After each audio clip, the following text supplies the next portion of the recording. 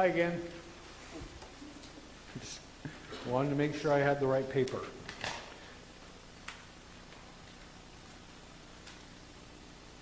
Obviously, while we're meeting today is the claim of the followers of Jesus that he rose from the dead after 3 days in the grave. 3 days after he was murdered, he rose from the dead. And that's the whole claim. That's really, I could sit down now and let you ponder what I just said, and that would change your life and the way you think, but then I wouldn't get paid as much. So I'm going to blather on for another half hour. But the reality is that's it. I believe that Jesus rose from the dead. That's what being a Christian is. And that seed in your mind begins to grow. It's that thought actually plants a seed in your mind. It's kind of like the movie Inception, if anybody's old enough to remember that. It's if you can plant a seed in somebody's mind and they start to play with it and water it and tend to it, it begins to grow. And that's all it is. That's why they say just come as you are. Nobody really cares who you are when you get here and really as you go along. But it's just to get that seed watered and fertilized and planted in the ground that Jesus rose from the dead.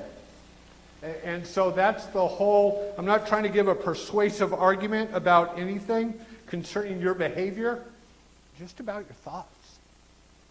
Because the thought that Jesus rose from the dead is an exclamation point to his whole life on earth and all of his teachings. Because it's counterintuitive to think that something like patience is actually a very powerful tool in this world that we live in, because God empowers patience that we have with each other. It's better, the way I see the world and the way I see some of those values, it's better to dominate. It's better to win an argument. It's better to be right. And Jesus never taught that. Jesus was too busy washing people's feet. And he was too busy healing the sick. And he was too busy going out to the leper colonies. And he was too busy meeting with drunk people and prostitutes. Didn't have time to be right. He only had time to be loving. And so that's why him rising from the dead, everything he taught, if someone rises from the dead, you really have to take what he said, kind of give it a roll around in your mind. There's an authentication, is that a word? There's something that sets his teachings apart from everybody else's teachings. And that is that he said he was the Father, he was God, and he was in the flesh, and he rose from the dead. No one else brings that to the table. And so that's why you give it a real thought, if it strikes you as such. And if you don't, don't. That's the key. You've been given authority, you've been given a mind, and there is one authentic voice in your mind that is God. I don't know if you're like me, I have like 1 billion voices in my mind. And that's when I'm tired. But there's all of these thoughts and all these worldviews attacking you in one sense. And it's the thought that if you love each other, that's the authentic voice. If you act as a servant to each other, that's actually more powerful than taking the authority position, the boss position. The servant position is actually the most valued. And Jesus said that, and because he rose from the dead, I have to try to think about that, how that applies to my life. And I'm going to read just what Rick just read. Luke 24, it's on your sheet. If you don't have a sheet, you have some, right? I don't know if anybody needs a sheet, but if you do, you can raise your hand. And otherwise, go look up Luke 24. But on Luke 24, it says, on the first day of the week, very early in the morning, the women took the spices they had prepared and went to the tomb. They found the stone rolled away from the tomb, but when they entered, they did not find the body of the Lord Jesus. While they were wondering about this, suddenly 2 men in clothes that gleamed like lightning stood beside them. In their fright, the women bowed down with their faces to the ground. But the men said to them, "Why do you look for the living among the dead? He is not here. He is risen. Remember how he told you while he was still with you in Galilee? The Son of Man must be delivered over to the hands of sinners, be crucified, and on the third day be raised from the dead again." And then they remembered his words.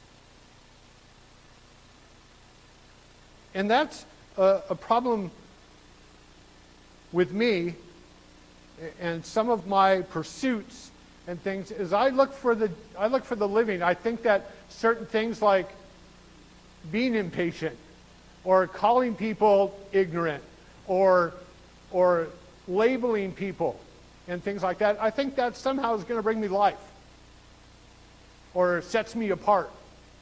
And in the reality, I'm searching for the living thoughts amongst the dead thoughts. I'm searching for the living relationships amongst the dead relationships. Because Jesus called me to be a servant. He called me to think of others as more important than myself. And that is a tough one for me because I'm Irish. Irish people think they're God's gift to the world. But it's not true. It's not true. It's this false sense that we actually know what's going on that kills us. I know enough to know that if someone is hungry, I should give them food.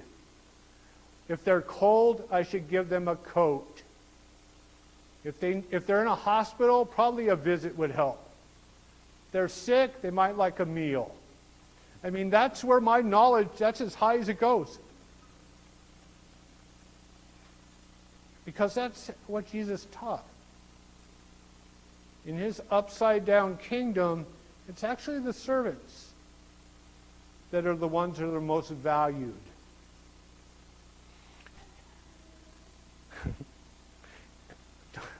Uh-oh. He's getting hot. John 14:6, and this is a classic Jesus quote. It says, Jesus told them, and this is the Last Supper where he's speaking. This is his last meal before he was betrayed. The next day he was crucified. And so this is the night before. And so they're still kind of processing things. And Jesus said, "I am the way, I am the truth, and I am the life. No one can come to the Father except through me. If you have really known me, you would have known who my Father is." It says, "From now on, you do know him, and you have seen him." And Philip was like, "Lord, show us the Father, and we'll be satisfied." And Jesus said, "Have I been with you all this time, Philip, and yet you do not know who I am? Anyone who has seen me has seen the Father, so why are you asking me to show him to you?" And that's the key. And it's not seeing him physically with your eyes like, oh, he's 5'11", has a full head of hair. It's seeing how he acts. It's seeing how he treats people that are not like him. It is seeing how he treats sick people, how he treats the outcasts of society, widows and children, how he loves them, how he doesn't judge them, how he doesn't have the audacity to label them as anything less than the image of God who deserves love. Do you know what I mean? I don't know about you guys, but how easy is it to label people? Just watch TV. Go to Facebook. Go to YouTube. This person's a drunk. This person's an idiot. This person, did you see who they voted for? They must be idiots. Like I've got some perfect knowledge where I have the advantage now to tell people that I've never met who they are, just based on a category observation. That's not Jesus. People come up and like, "Jesus, I'm blind." Okay, you can see. Do that, you know what I mean? It doesn't label people by their exterior. It doesn't label people about their behaviors. He doesn't label people about their political parties or whatever denomination they belong to. He labels them by the fact that he is the Father, and he loved this world so much that Jesus came here to sacrifice his life so that you could have eternal life. Except we follow the world's values so much that we think that life is being unforgiving instead of forgiving. Well, I'd forgive them, but, as if we have some upper moral hand over people. And that's what Easter's about. It's supposed to be like a really happy message. I get to be patient. I get to be forgiving. I don't have to worry about the value of my identity, like in making myself look like something. Jesus took care of all of that. This is great. I have peace. I don't need to impress anybody. But it comes off like death. Like, well, who am I without whatever my label is? But he brought back life, and he's offering it to anybody. Life. In John 11, when Lazarus died, his buddy, someone came to talk to him. He said, I am the resurrection and the life. I am the resurrection and the life. Not me. Jesus said that. I'm acting. I'm not taking that on myself. Anyone who believes in me will, even after dying, will live. Everyone who lives in me and believes in me will never, ever die. Just think about that statement. What is he saying? How do you're not allowed to say that. I see the news, I see the newspapers, but he says, everyone who lives in me and believes in me will never, ever die. And then it says, and then he asks the question which we don't want, do you believe this? And I left the name off because he's asking it to us. He's asking it to you. He's asking it to me. And the way we show our belief is in our behavior towards each other. That's it.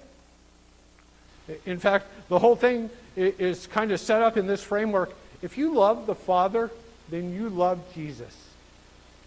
If you love Jesus, then you love each other. If you love each other, then you love yourself. You can see someone who hates somebody or hates themselves will hate other people. People who love themselves serve other people, and they love other people. That's why this message and the resurrection that Jesus gives is exclamation point. Unless you just say, no, he didn't rise from the dead, and then it doesn't matter. You show up, you follow, you come to church with your family, you go eat some killer ham, some killer desserts, and you do all that, and it's all the same. But if you believe this message that Jesus rose from the dead, and then all of these things start to apply to how you think and how you treat each other and what you're after. That time where you sit down and you honestly look at yourself and examine your values against this. What do you really want? What is the most valuable thing to you? And there's no right or wrong answers. It's just you processing you, which we have to do, which is just part of living, right? Jesus said this, what do I think? There's no money. You're not going to lose any money.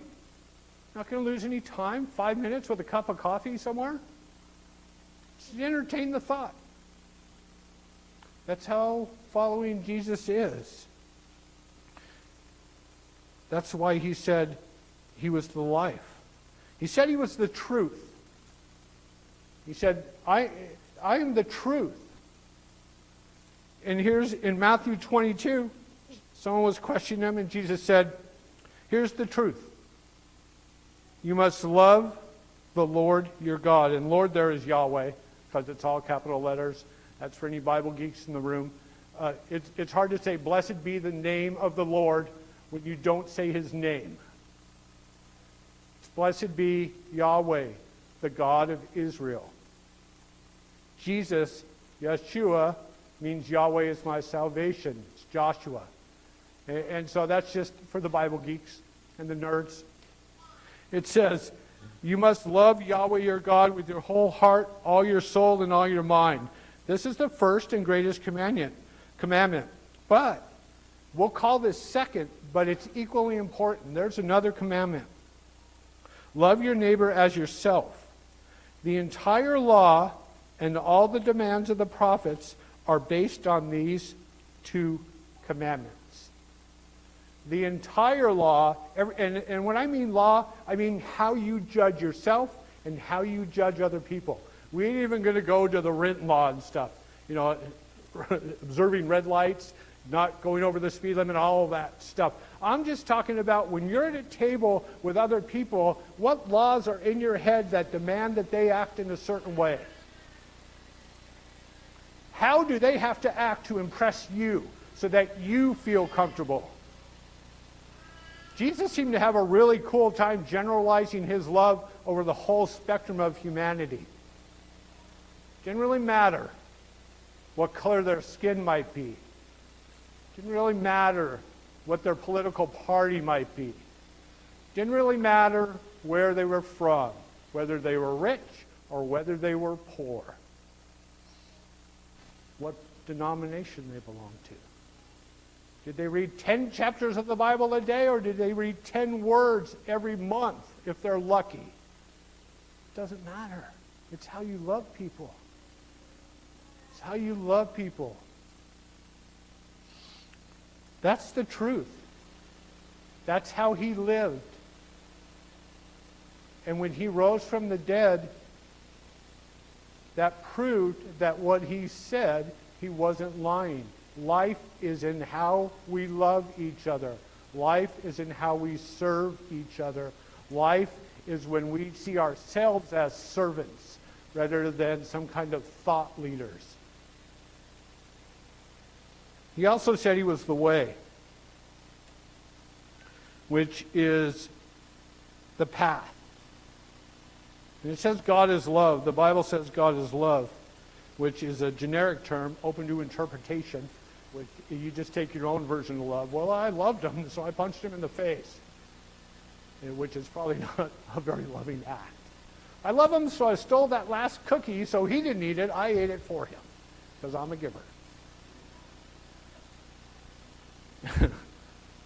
Love is patient. Love is kind. And see, when you think about this like you want to affect the world and make it better, patience fights impatience.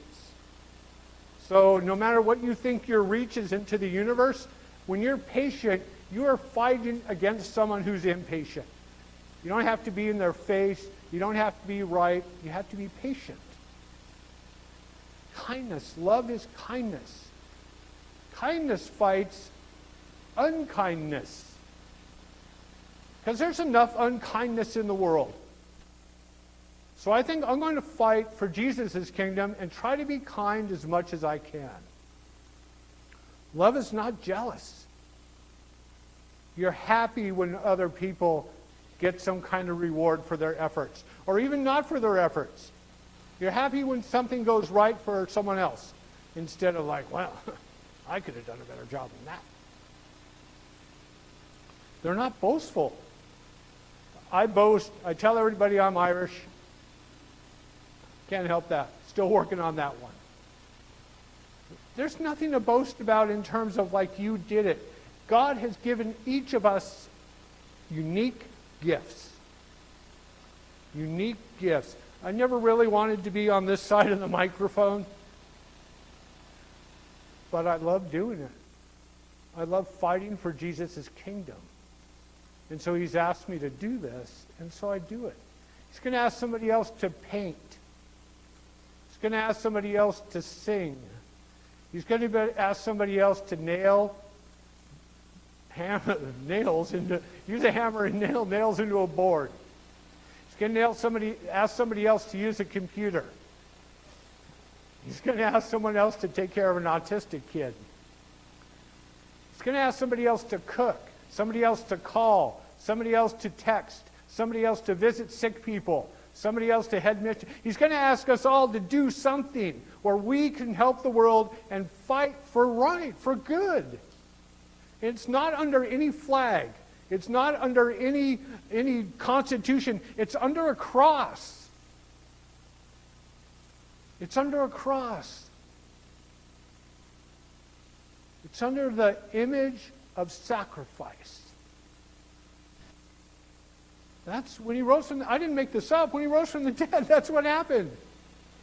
This life, this kingdom became valid.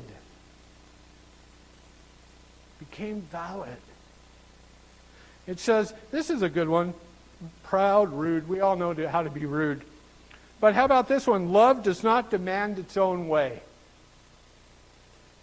How many times are we willing to stand down in an argument? I've heard arguments just about anything. Kids on the bus. I drive a bus. Kids on the bus the other day, somebody said, you just want to tell the kid, be quiet. He said, well, a tornado is like a hurricane. And of course, the whole bus, he was like, he's in 3rd grade.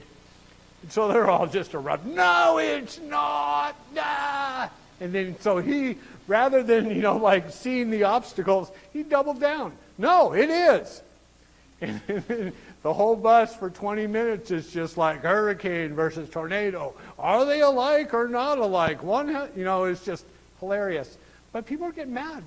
Little kids, this was important to be right. And so often when we come against opposing thoughts, we switch into I need to be right mode rather than let's try to examine what we're getting at here. And we're adults. We shouldn't be falling for that ploy. Doesn't matter if you're right. Really doesn't. It matters if you love. Yeah, dude. Yeah, maybe it is like that. Hurricane, wind, wind, I get it. There's some correlation there. Ones, they spin. Yeah, good observation. You don't have to be right. It doesn't matter. You don't have to have your own way. Well, we're going to Italian tonight, dear. Well, no, I'm in the mood for some tofu. No, we're going Italian. No, I want tofu. Let's go eat tofu. Does it matter? Is it worth going into an argument over? Anything. See, because this is what Jesus taught. It's not worth it. Your identity and your value are found in Him. If you believe He rose from the dead, this is what's growing in your mind. Patience and kindness. I don't need to be right. It doesn't affect my value in any way. I am a human who can go visit sick people. I can feed the hungry. I can clothe the cold. I can give to ministries. I can help abused people. What's right in that kind of a context? Nothing. Nothing except that you act on it. Because look at it. God so loved the world, period. I love Jesus. And I'm not making fun of anybody because I don't know anybody in here. But it's the next part of this phrase that makes love real. God so loved the world that He acted on that. That He acted on that. So when you know that love is not irritable, which is not me, if it's not irritable, I know when I get irritable, I'm not being loving. I just know. It says it right there. It doesn't mean that I'm bad. It doesn't mean that something's, I'm going to hell. What it means is that there's something I got to think about. Why am I being irritable in this situation? What could they have possibly said or done that irritated me, except taking the last piece of pie, which, do you know what I mean? It's never the other person when you get angry, it's you. What is making you angry? What did you expect life amongst human beings to be? What did you expect a life following Jesus to be? It's learning about you and your thoughts and your heart and dedicating yourself to seeing Jesus and realizing that as you believe in Him and as you think about it and as you see Him, you will be transformed, and you will see evidence of your transformation, not over 10 minutes, maybe some, over 10 years. And you go, well, 10 years ago, I probably would have kicked that guy in the shin. But shoot, I'm good now. I don't need his validation of my life. It's not important. I think it's important that I encourage him to see, because he's obviously hurting. He's angry, he's frustrated, he's cynical, he's given up on everything that's good. So maybe I'm here to help him. And so you let him spew away at you. It's the old sticks and stones thing, which is kind of not as cool anymore in our culture, but... And just one more. He keeps no record of being wronged. And I have a long memory. I still remember Joe Daigle in the second grade. He cut in front of me in the Foursquare line, and then he had the audacity to push me like I was the victim. Joe Daigle. Forgiveness. Forgiveness. Yeah, maybe they did something as an affront to you. Yeah, but really, did you lose value in God's eyes? Nah, Jesus still died for you, rose from the dead for you. It doesn't sound powerful. That's the thing that gets me. Being forgiving sounds almost like injustice. Like they deserve to get what they deserve to get. And I'm like, I get that, but I'm not the executioner. I'm not the executioner. I pray for that person. I pray for that person. And they may endure something hideous, but that doesn't mean I stop praying for them. Love never gives up, never loses faith, is always hopeful, and endures through every circumstance. Because you know that Jesus rose from the dead and that you've given your life to him. You have decided to follow Jesus because you trust that kind of love, because you trust that kind of action. You can trust Jesus. Don't trust humans. Never trust a human. Trust, unless you find a friend, and it's cool, and when they make mistakes, you just come back to the table and it's all good. We expect each other to trip and make dumb statements and all that stuff. Trust God to love you because he's good. The first temptation that came upon humans, come on, Bible scholars, it's when, sorry, I'm getting ready here. I'm not trying to do a disappearing act. First temptation in the garden, what did the snake say? Did God really say that? Because, you can't trust him. He'll say one thing, and he'll do another. I know this guy. He's not good. He's not right. And that's what's going to hit you now.